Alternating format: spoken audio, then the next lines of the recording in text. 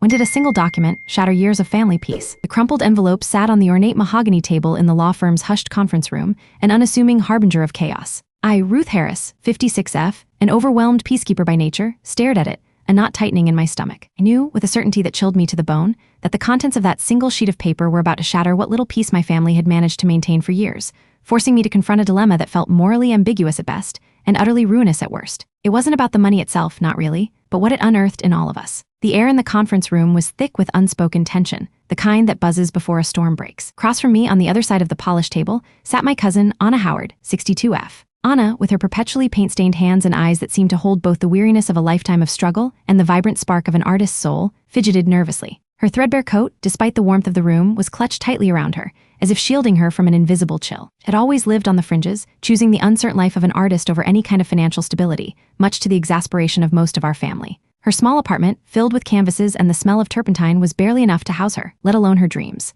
Lately, though, the lines around her mouth had deepened, and a persistent cough had begun to worry me. Next to me, solid and unyielding, was my younger brother, Donald Mitchell, 56M. Donald, ever the pragmatist, had his arms crossed over his chest, his gaze unwavering on the lawyer, Mr. Davies. Donald had always been the steady one, the anchor, the one who paid his bills on time and kept a meticulous lawn. He ran a small, successful landscaping business, a far cry from Anna's bohemian existence. He'd driven me here, insisting on being present, his protective instinct for me always just beneath the surface. I could feel the low thrum of his impatience, a silent testament to his desire to get this over with, to move past whatever unpleasantness awaited us. Then there was Jacob Lee, 29M, our youngest cousin, perched on the edge of his seat, radiating an almost palpable skepticism. Jacob, a finance whiz who'd climbed the corporate ladder at an alarming rate, looked impossibly sharp in a suit that probably cost more than Anna's monthly rent. His dark eyes, usually piercing and analytical, darted between Anna, Donald, and me, his lips pressed into a thin line. He'd always been hypercritical, especially of anyone he perceived as not pulling their weight, and his disdain for Anna's impractical life choices was well known. He'd called me twice this morning alone,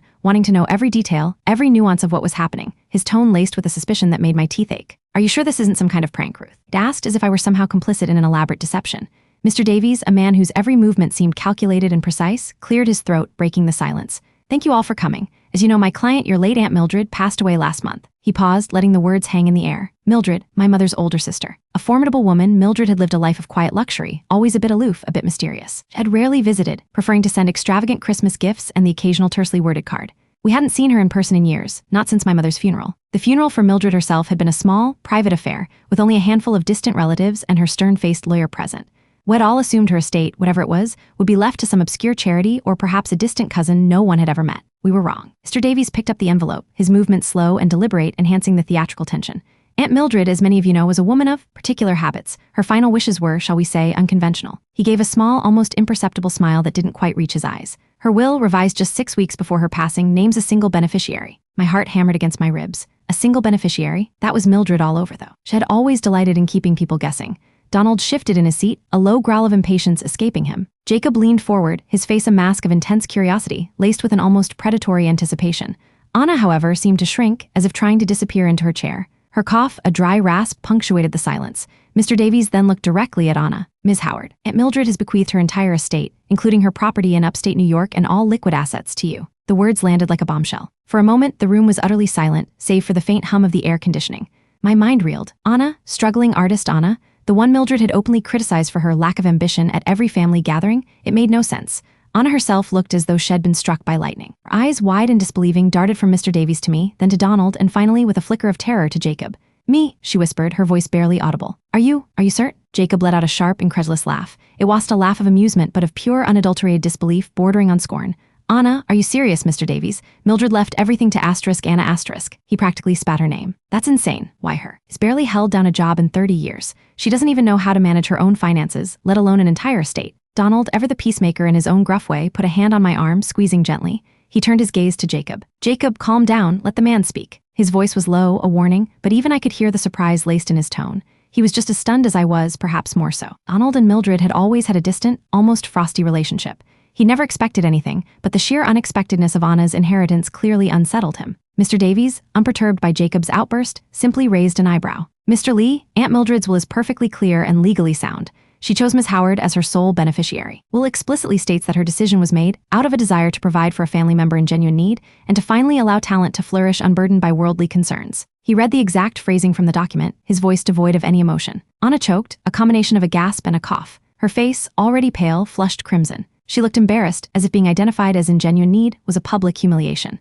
I felt a pang of sympathy for her. Mildred, even in death, found a way to be subtly cruel. Genuine need? Jacob scoffed. She's been in genuine need since the 90s. Why now? And talent to flourish? She paints pictures of grumpy-looking pigeons. It's ludicrous. There has to be a mistake or a trick, did she? Did she somehow manipulate Mildred? Was Mildred even of sound mind? His gaze narrowed on Anna, sharp and accusatory. Anna recoiled as if slapped. How dare you, Jacob? I never. Haven't spoken to Aunt Mildred in years. Not since that Christmas dinner where she told me my art was a frivolous indulgence. Her voice, thin and reedy, cracked with emotion.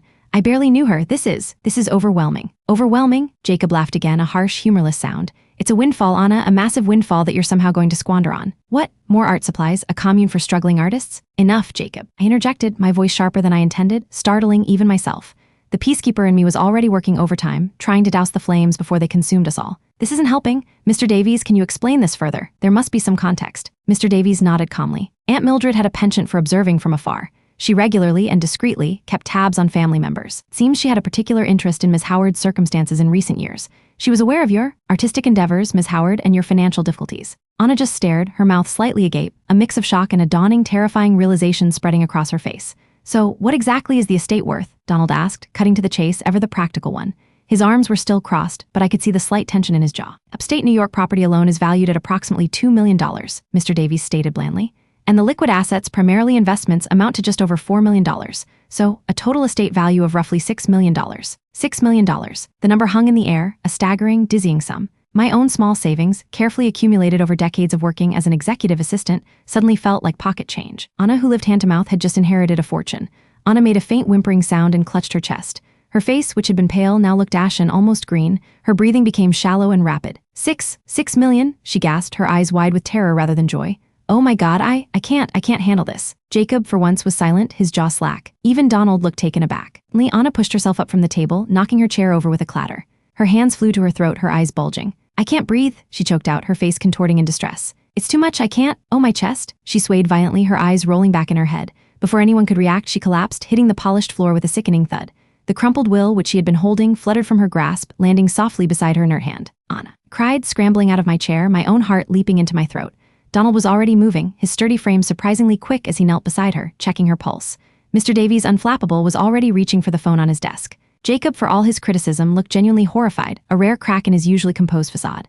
He stood frozen, staring at Anna's still form. She's barely breathing, Donald exclaimed, his voice tight with alarm. 911, Mr. Davies now? The rest of the conversation blurred. Sirens, paramedics, the rush to the hospital.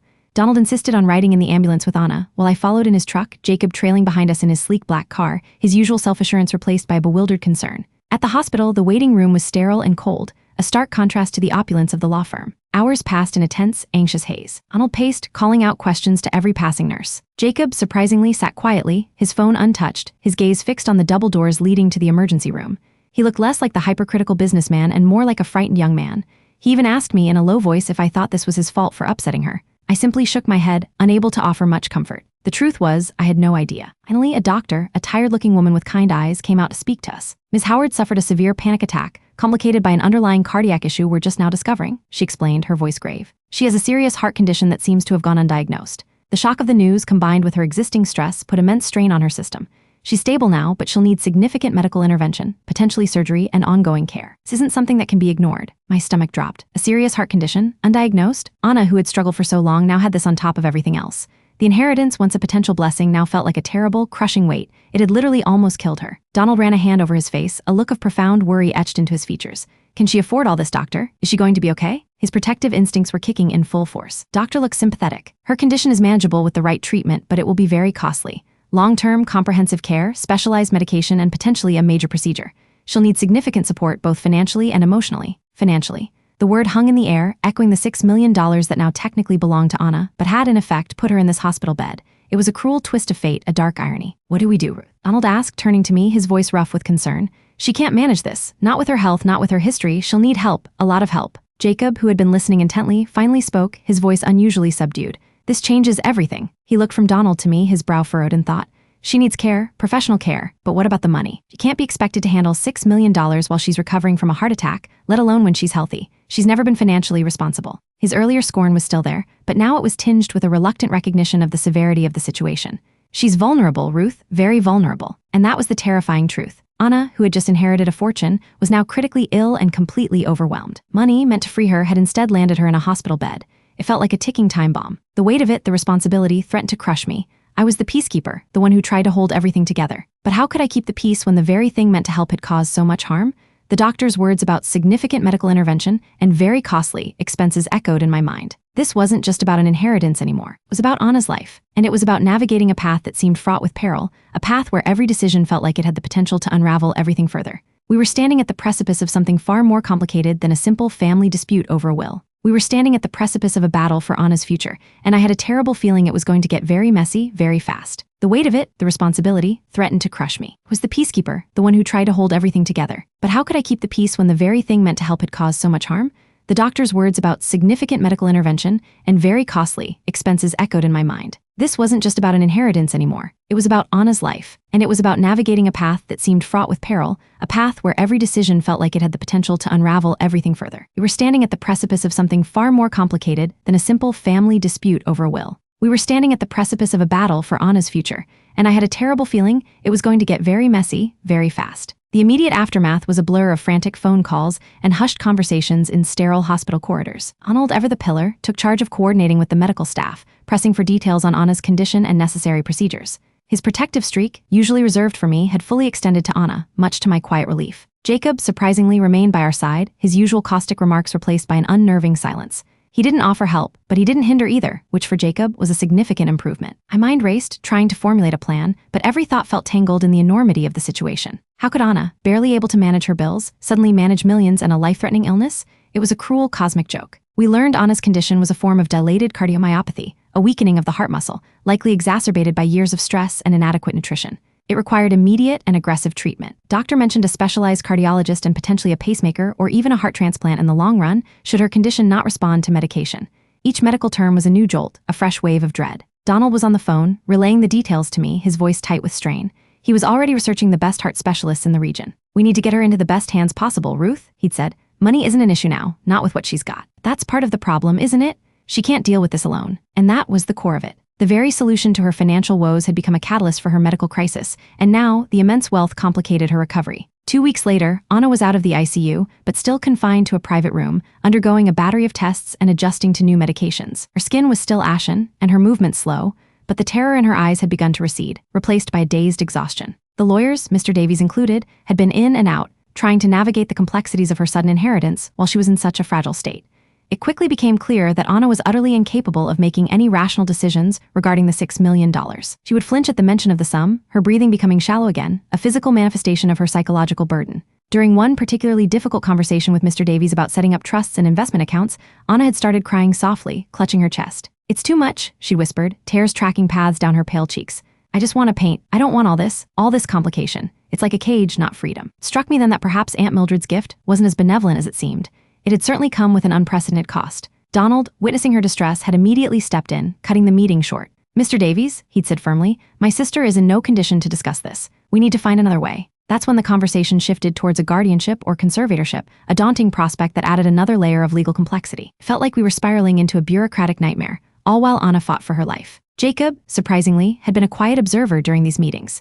He'd bring his laptop, working silently in the corner of Anna's room, only occasionally interjecting with a question or a comment that, while still blunt, showed a surprising understanding of the legal nuances. Temporary conservatorship would be cleaner than a full guardianship, he'd remarked one day, more to himself than us, less public, but it would still require court approval and proof of her incapacity. I looked at him, surprised. "You've looked into this, Jacob?" he shrugged, not meeting my gaze. "It's interesting, a unique case study." But his voice lacked its usual detached analysis.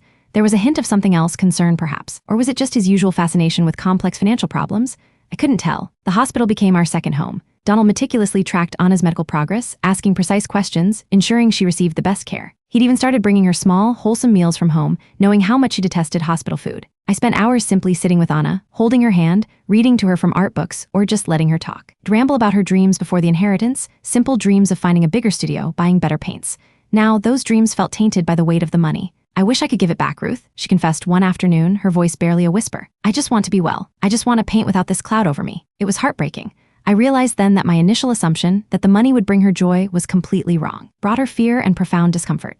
I saw my own role too, in silently judging her impractical life, even as I defended her. Perhaps I too had underestimated the burden of wealth for someone who had always valued freedom and creative expression above all else. Jacob, much to my astonishment, began visiting regularly too. He still maintained his critical exterior, but his visits weren't just about case studies anymore. Bring Anna magazines or surprisingly books on art history which he'd clearly researched. One day he brought her a small detailed drawing of a pigeon rendered with remarkable skill. He'd even colored it in. Anna's eyes widened. "Jacob, did you draw this?" He actually looked embarrassed. "Just a doodle, saw your old sketches. Figured you might like a non-grumpy pigeon for a change." Anna smiled, a genuine, fragile smile, the first I'd seen in weeks. "Lovely, Jacob," she said, her voice soft. "It really is." It was a small moment, but it felt monumental. The ice around Jacob was cracking, revealing a surprising softness beneath his hardened exterior. His earlier comment about her grumpy pigeons had clearly stuck with him, and this felt like a quiet apology. I saw then that his hypercriticism wasn't always malice, but perhaps a clumsy way of engaging, or even a defense mechanism for his own anxieties about vulnerability. He was still a work in progress, but he was changing. A month had passed since the hospital admission. Anna was slowly, painstakingly recovering. Her heart condition, while still serious, was responding to medication. The panic attacks had lessened, though the trauma of the inheritance still lingered. The legal battles were just beginning. Mr. Davies, after several more frustrating attempts to communicate with a clearly overwhelmed Anna, had agreed that a temporary conservatorship was the only viable path forward. It was a difficult decision, as it meant proving to court that Anna was currently unable to manage her own affairs. Donald and I would be joint conservators for her medical and financial needs, respectfully. It was a heavy responsibility, one I hadn't anticipated, but I felt a strong conviction that it was the right, perhaps the only way to protect her. Donald had readily agreed, his practical mind already calculating the logistics. "We'll manage it, Ruth," he'd assured me, his hand warm on my shoulder. For Anna, Jacob surprisingly offered his expertise. "I can help with the financial side," he offered one evening, over lukewarm hospital coffee. He looked tired, but his eyes held a new sincerity. "Not as a conservator, not legally, but I can help set up the trusts, advise on investments, make sure the money is managed responsibly for her asterisk benefit. I know the legal and financial frameworks. We can put safeguards in place." He paused, looking at me, then at Donald. "Honestly, Anna needs stability, not just money, and she needs people she can trust." It was a huge step for Jacob, a genuine offer of help without a shred of judgment, and it validated my evolving perception of him. He wasn't just critical, he was deeply intelligent and underneath it all capable of immense loyalty. "Why Jacob?" I asked, needing to understand. He shifted, uncomfortable. "Aunt Mildred. She always told me success was about managing wealth, but she was miserable. And Anna, who had nothing, always seemed happier in her own way. This inheritance almost destroyed her. It's not just about money, is it? It's about protection. And maybe Mildred wasn't entirely wrong about Anna's talent needing to flourish, but not at the cost of her life." It was a profound admission for him, revealing a deeper motivation than I had ever suspected, a nuanced understanding of wealth and well-being.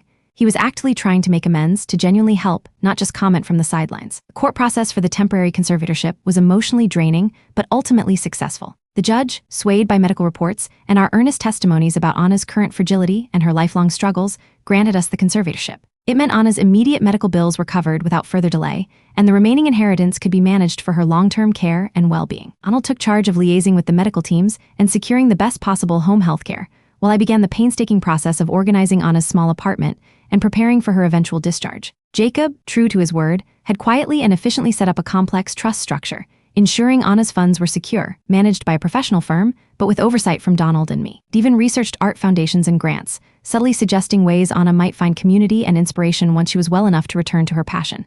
He was working not just for the money, but for Anna's future, for her well-being, something I never thought I'd see from the hypercritical finance whiz. Several months later, Anna was back in her apartment, albeit with a round-the-clock nurse and a meticulously managed medication schedule. She was weaker, still fragile, but she was alive, and slowly a flicker of her old spirit returned. The first time she asked for her paints again, a small, tentative request, I felt a surge of hope. Her hands, still trembling slightly, found comfort in the familiar brushstrokes. She wasn't painting pigeons anymore, but abstracts, vibrant and full of emotion, depicting her fear, her recovery, and a dawning sense of peace. Apartment once cramped and struggling was still the same, but now it felt like a sanctuary, not a prison. The money was being managed discreetly, almost invisibly, taking away the burden that had nearly crushed her. Donald visited almost daily, bringing healthy meals and quiet companionship, his gruff exterior softening into a gentle, protective presence. Jacob, surprisingly, was a frequent visitor too, though he'd never admit it was anything more than checking on the investment. He'd sit, quietly observing her paint, sometimes offering surprisingly insightful comments on her use of color.